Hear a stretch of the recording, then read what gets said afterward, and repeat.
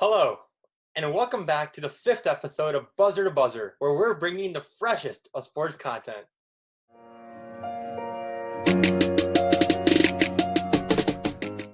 Today, we're going to start off with one of our old segments, which we actually did in our first episode, called This Day in Sports History. Today, on April 21st, 1996, the Chicago Bulls made the new NBA record for being the best team with the best record. They won 72 games out of an 82-game season. And although the Golden State Warriors would recently, in the past couple years, go on to beat that record with a 73-win game season, they would not go on to win a championship. While the 1996 Bulls, they would go on to make an NBA record which was monumental at the time and also win the championship. Let's take a look at how that happened. Now they're in the red zone. Tony to Kerr for three. Yes! Jason gets it back. Time winding down to the shot. The open three attempt and 5 minutes there. Harper to Pippen. Whoa! Jordan from 2 points. Pippen stop and go around Ories. Doesn't see anything develop. He's going to give it to Winnington. He takes it right down the left. And a fall away by Michael Jordan. In and out. Harper is guarding him. Saved by Rodman. That's what he does best. And Harper has Montross, and now he takes it to the hole. Well, it was quite the season, quite the team. Hopefully we get to see Chicago back in those days soon, with the rebuilding going on over there. Anyway, let's move on to our first segment for today's episode, in which we're going to talk about our top 3 draft classes for each of us. And we're going to go through in 3, 2, 1 order and discuss what we think are the best draft classes in NBA history. Abi, you want to start off by telling us what's your third best NBA draft classes?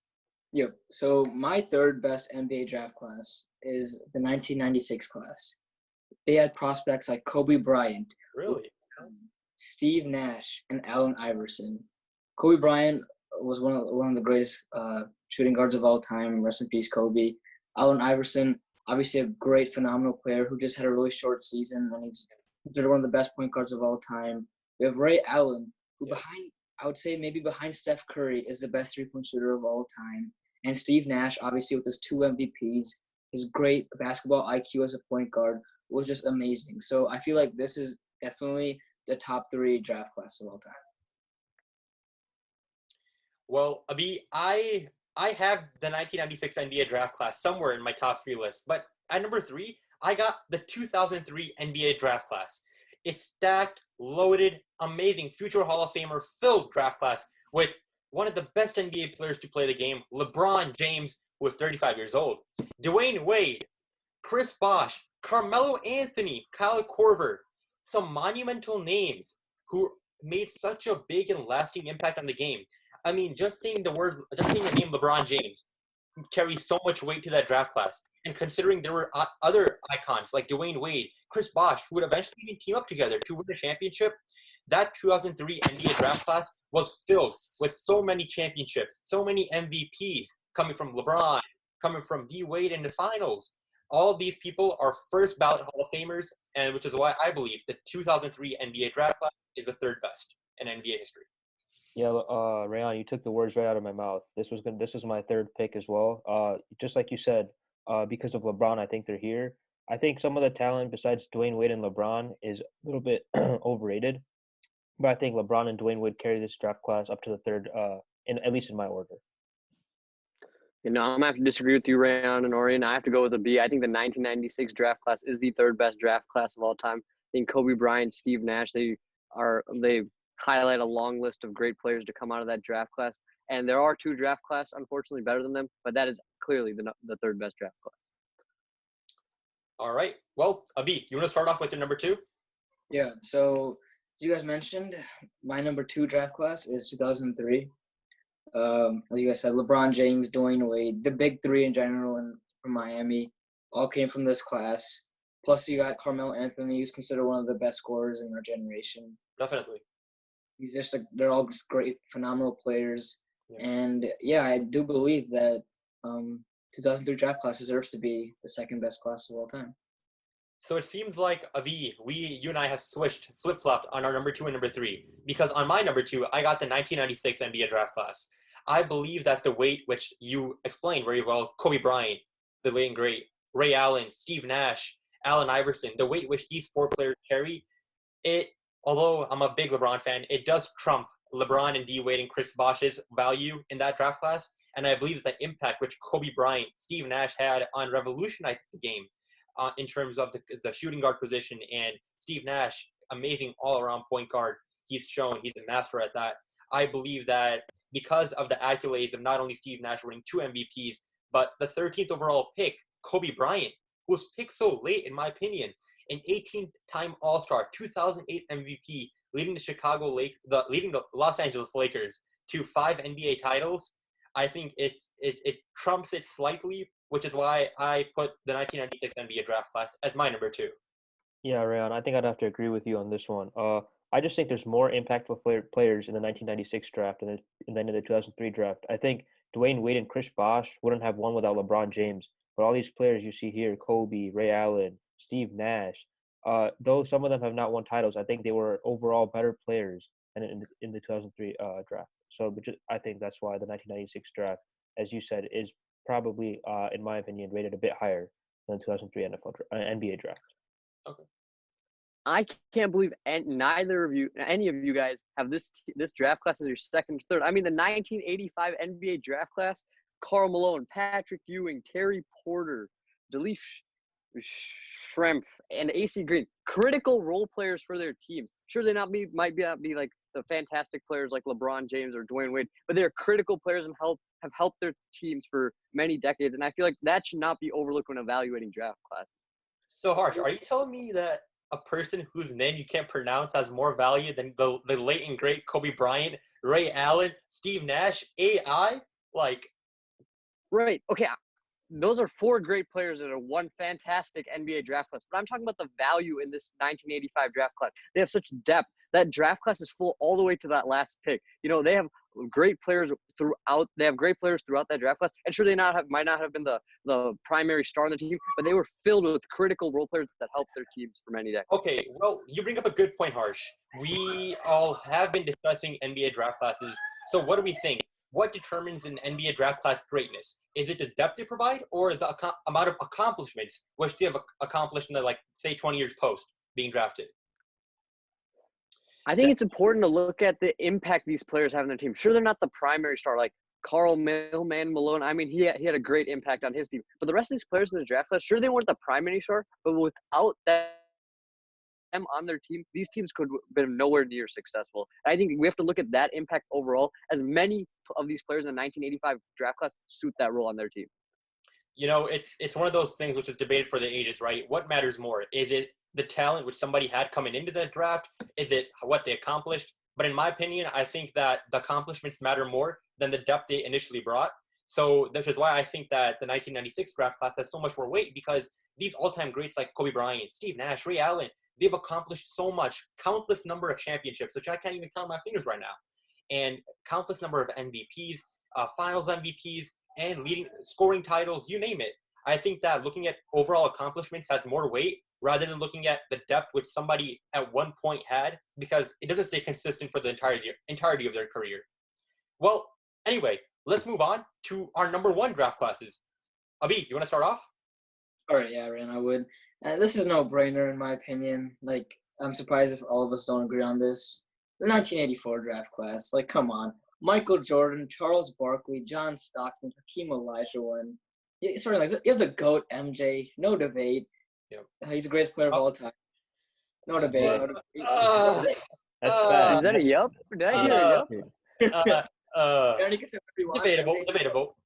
This draft had the GOAT in it. That's basically all you need to know. Michael Jordan is in the draft, and in my opinion, the top 3 power forwards of all time. John Stockton revolutionized the game as point guard. Won so many all-star games. You also have so many other good players in this draft, like Hakeem Olajuwon, 2-time defensive player of the year, just incredible impact to his team.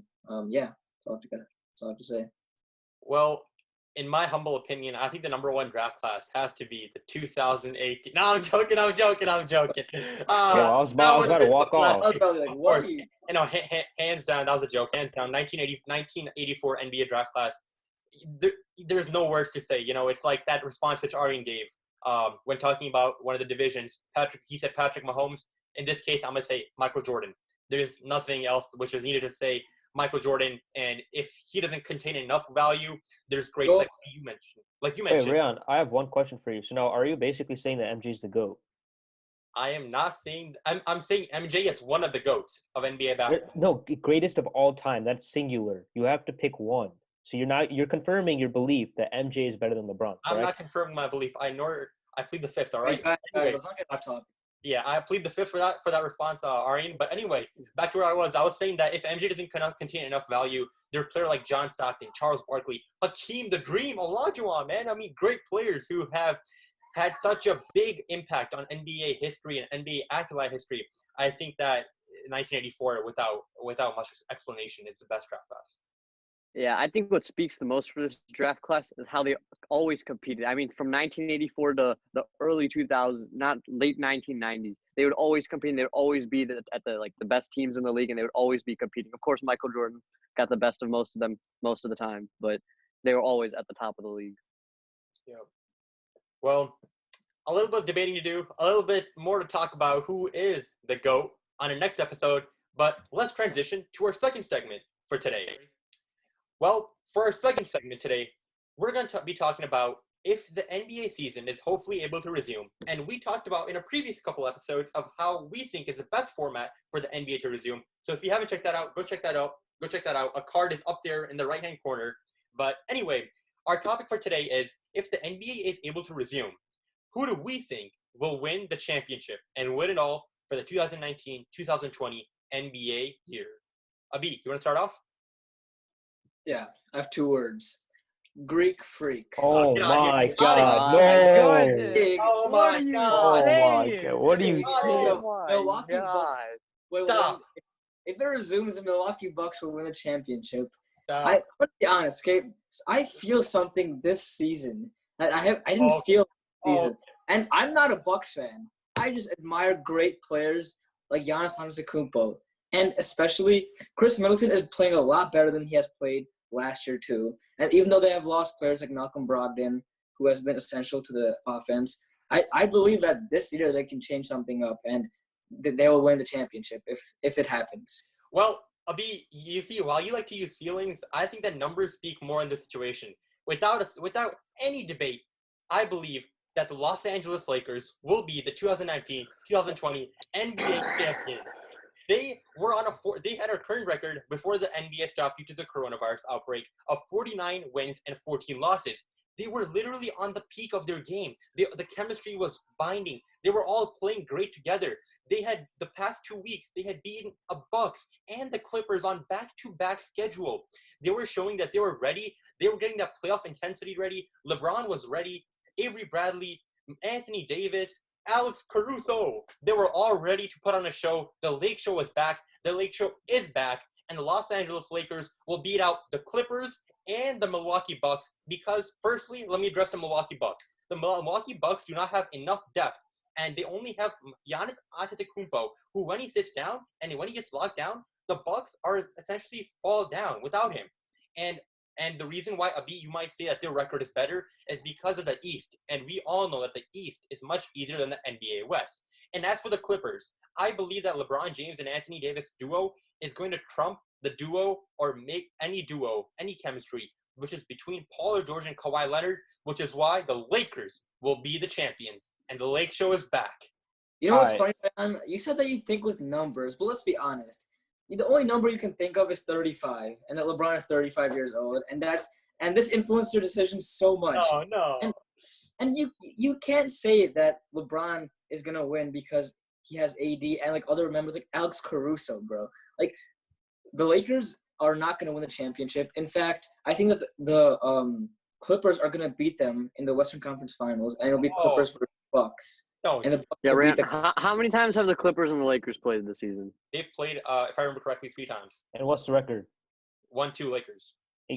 Yeah, exactly. 1-2-1. Lakers at 1-1. Clippers at 1-2. That's exactly right. And the Clippers were just on a roll. The Clippers had won 7 of their 8 games before this coronavirus outbreak had stopped the NBA. Obviously, we saw what Kawhi Leonard can do. Last year with the Toronto Raptors, Kawhi Leonard carried that team to a championship. And this year, he's got more talent on his team, better head coach, and a complete better overall team. Last year, he locked down Giannis, beat him 4-2. This year, I think it's going to be no different. I believe it's going to be a Clippers-Bucks NBA Finals if the NBA were to resume, and the Clippers are going to easily win out. Harsh, what do you think? I have to agree with Orion. The Clippers here, they're clearly the best team in the NBA. They don't have the record to show for it because Kawhi Leonard is a smart player, as we previously established. He's sitting out right now to have that full strength to go 100% in the playoffs. They're going to steamroll through the playoffs, and they're going to win the NBA championship this year. I mean, who can stop Kawhi Leonard and Paul George? LeBron James and Anthony Davis. LeBron James and Anthony Davis can stop Kawhi Leonard and Paul George. LeBron can put on a show during the regular season without having to take some time off to recover. And LeBron James can go 150% during the playoffs and can show what we all have seen, like without any doubt, how good of a player LeBron can be in the postseason. We've literally seen him. Remember when 21-year-old Kawhi locked him down in the NBA Finals? Okay, I acknowledge that. Kawhi is a great defender, phenomenal defender. I believe one of the candidates for Defensive Player of the Year. However, when talking overall team-wise, I think the Lakers bring more to the table than the Clippers. Well, I think I have to disagree with you there, Riyad, because the depth on the Clippers is much greater than the depth on the Lakers. You have LeBron James, Anthony Davis, and I guess you can count Danny Green. I mean, who else do they have, really? You can't say Alex Caruso. You can't say anyone else. You look at the Clippers, they have Kawhi Leonard, Paul George, Montrezl Harrell, what's his name? Pat Beverly, Lou Williams. They have, Reggie Jackson is their backup. Like their depth is so much better than the Lakers, and that's why I think that's going to be a key decider in who's going to win that series. Okay, well, I just want to recap. So I think it's safe to say that we all agree on some point that it's either going to be from the East, the Bucks are going to be in the NBA Finals, and from the West, we have some debating to do, but we think that it's going to be either the Lakers or the Clippers, right? Yeah, for sure. Mm-hmm. Well, actually, no. From the West, it's going to be the Clippers. There's no question there. Yeah, exactly. Sure. No, there is a question for sure. Yeah, it's probably going to be the Clippers. No, Lakers, man. I think you guys are doubting, and LeBron will halt all your guys' opinions and make you guys shift once the playoffs begin. If the playoffs begin, you know what I mean? But, well, let's take a moment and go back to the East. Do you guys think that the Raptors or the 76ers have any chance of beating the Bucks out? Absolutely zero chance. Zero chance. When Joel Embiid says he's the greatest player in the world, if that is not blasphemous, I don't know what is. He's not even close. He's not a leader, and he definitely cannot lead the 76ers. I don't even think that the 76ers will be in the Eastern Conference Championship. I believe that it's going to be the Bucks versus the Heat, actually. Really? Yeah, I agree with that. Yeah, for sure. I feel like if anybody has a chance of stopping the Milwaukee Bucks, it's the Miami Heat. I mean, they've been trending upwards. Jimmy Butler is a fantastic leader, and with the youth movement they have down there going in Miami, I believe they have a chance at stopping Giannis. But besides that, there's not really that much. My only question with the Heat is who's their second star? I don't believe a second player on the team can help carry the load with Jimmy Butler. Exactly. I mean, you have Bam Adebayo and you have Tyler Hero, solid players. Kendrick They're solid, but they're not number 2 championship. I believe if anyone were to beat out the Bucks, I think it'd have to be the 76ers. However, I think the 76ers are not built well enough. Joel Embiid and Ben Simmons obviously don't fit very well, but their size and length, with their whole starting lineup being above like 6'7", I believe, I think they're the best team to beat out the Bucks. However, in the end, I think Giannis Antetokounmpo will beat them out and bring them to the NBA Finals. Well, I don't think we should be counting out the Raptors too. I mean, I think they have a chance. Exactly, Harsh. Yeah, I mean, the Raptors are still a very good team. Sure, they lost Kawhi, but they're still a championship team. Exactly. They're the defending champions. I mean, all of their players have stepped up after the absent or the leaving, I guess, of Kawhi Leonard to Los Angeles. I mean, Pascal Siakam's playing better. Fred VanVleet is playing better. Kyle Lowry's playing amazing. I mean, that team is still very good and very deep. Harsh, you just read my mind. I was about to say the Raptors, I think, posed the largest challenge to the Bucks over the 76ers. And partly it's because of the way I think that Joel Embiid and Ben Simmons throughout all the years haven't found a way to complement each other's games in a way which they can have success in the postseason. And I think the Raptors, they got the momentum. Nobody favored them to win last year's championship. And I think there's no way we should count them out after considering how big players, like Harsh, you said, have stepped up. And I think they're going to pose the biggest challenge to the Bucks. So far in the East, we've talked about 3 teams. We've talked about the Bucks, the Heat, and the Raptors. Do you guys think there's any other team that could be in the contention of rivaling the Bucks? No. I think that's a wrap. That's it. Yeah. I think it's going to be a done deal. Yeah. Do you think that the Boston Celtics can come anywhere close? They don't. I don't think they make it past the second round. They don't have the star power yet. I think their young players still need that 1 or 2 more years of experience. Finally understand what's. Yeah, of course they're great players, but I feel like they need 1 or 2 more years of understanding what's needed for a deep playoff run. I feel like they'll be there soon, just not this year. Yeah, that's true. Yep. Well, we for sure have a lot of playoff action, a lot of regular season left to see, and hopefully, if the NBA season is able to resume post this coronavirus pandemic, we'll be able to enjoy a lot of the playoffs and see the Los Angeles Lakers finally make the championship. But we won't be able to say for certainty, as currently, due to current events, it's looking pretty unlikely. Anyway, y'all have any more comments about this? Well, we hope that you guys enjoyed today's episode. Hope you guys enjoyed all the segments. If you have any questions, any opinions which you want to share with us regarding the NBA draft classes or who you think will be the NBA 2020 NBA champion, please leave a comment in the comment section below. We have recently also started a Spotify podcast in which you can listen to our audio of us talking and us debating these topics. We'll link the Spotify in the description below as well if you want to check that out. Well, anyway, we hope that you enjoyed today's episode. We hope that you like, subscribe, follow us on our social medias as well, and we'll be sure to catch you guys on the next one. See ya.